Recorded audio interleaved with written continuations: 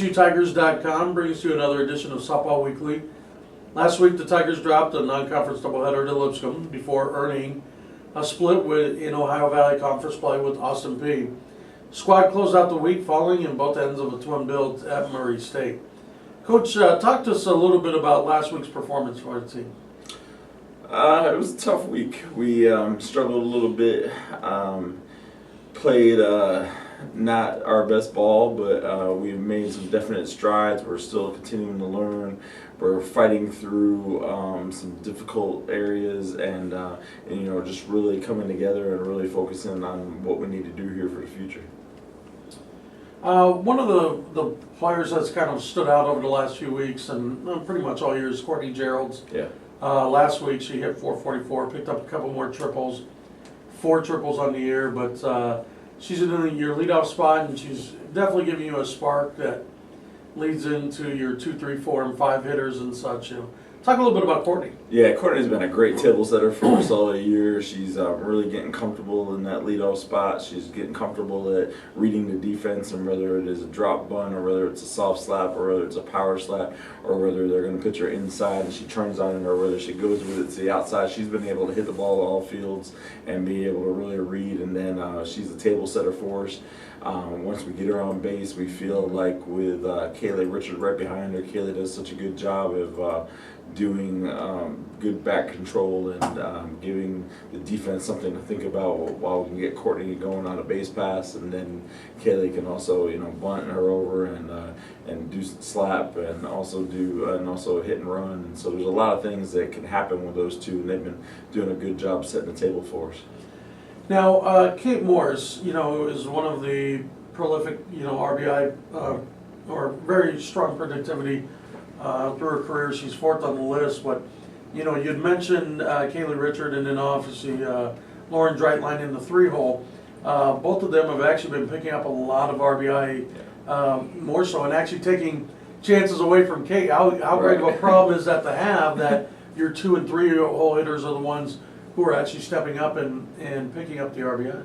Yeah, that's been a great fact, and Kate's been doing a great job for us swinging the bat probably the last 3 weeks especially, and really finding comfortable and going gap to gap and hitting a lot of doubles for us, and got a couple of home runs in there as well. But she's been doing a great job of that and getting on base for us, and then we've been working on her scoring some runs too. But I think that the productivity that we see out of her and Richard and Dreitline is also attributed to the bottom of the lineup, with people like Danica Gleason getting on base at the bottom of the lineup. I think 1 through 9 we present an issue for pitching staffs because anybody can get on at any point, and we are able to drive in runs at different spots. Even Taylor Shimizu's had some big hits for us in the 8-hole and drove in some key runs, including the game-winning RBI against Austin Peay.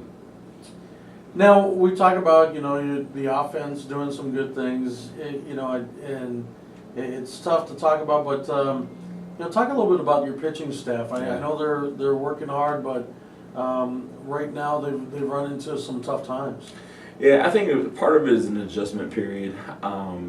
I think partly that all of the pitchers are new to this conference. They're all new to Division I. It takes a little bit of time to get your feet wet and to know that you can't just blow the ball by somebody like you could maybe in high school or junior college, and that you really have to hit spots. And then in the last couple of weeks we've had some different kind of umpires that have made them make another adjustment to where they've taken us out of play away. So now they have to come back and reinvent themselves again, and that's been a struggle for them. But we're learning from it. We talked about it at practice yesterday. We worked on those things in practice, and this has been a great week for us because not having any mid-week games, we've been able to get some really quality practice time in and kind of learn from those mistakes that we've made over the last couple of weeks and analyze that. And going forward, it's been a time for us to get some key rest and also some time for us to develop some of those things that we haven't been doing well. But I still feel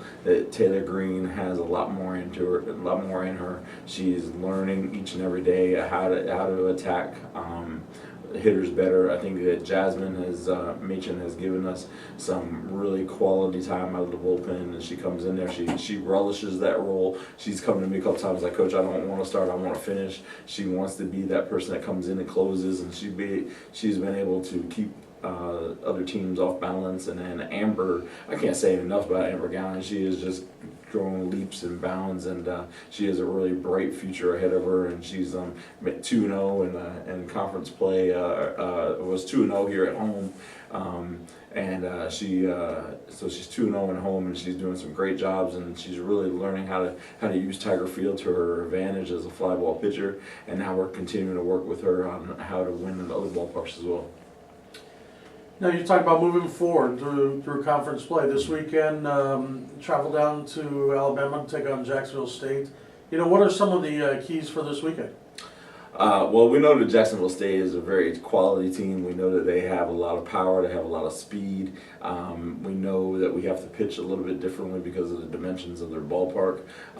We know that we have to bring out a lot of energy because they're going to bring a lot of energy, and they bring in a lot of confidence. So we are really working towards knowing what we have to do. We've worked hard defensively. We've made way too many mistakes in the field and given way too many runs, and so some of what the pitchers' inefficiencies has actually been our defense and not the pitchers' faults. But we've been working hard on that and to come through the ball and make better plays and just be defensively more sound so that we can support our pitchers. Okay. Well, thank you, Coach, and we wish you the best of luck this week. And one thing I would like to add is that we get best well wishes to Savannah Womack, who has her surgery today in our ACL, and she's been a big part of our team and will continue to be, but we really want to extend our wishes out to her today for a safe and healthy recovery from that surgery. Thank you.